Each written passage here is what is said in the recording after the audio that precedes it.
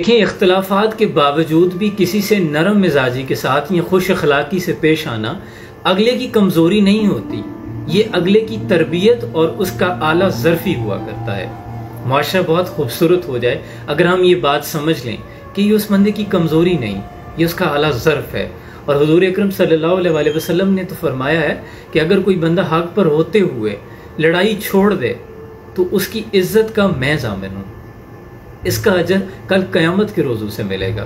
हमारे मुआशरे में बहुत बार ऐसे होता है कि हम बाज़-औक़ात किसी गरीब आदमी पर तो गुस्सा कर लेते हैं, लेकिन अगर सामने वाला कोई आला मनसब हो तो फिर हमें गुस्सा नहीं आता, फिर हमारा ब्लड प्रेशर नहीं बढ़ता, फिर आपको कोई बीमारी नहीं है, ये सिर्फ़ और सिर्फ नाइंसाफ़ी है।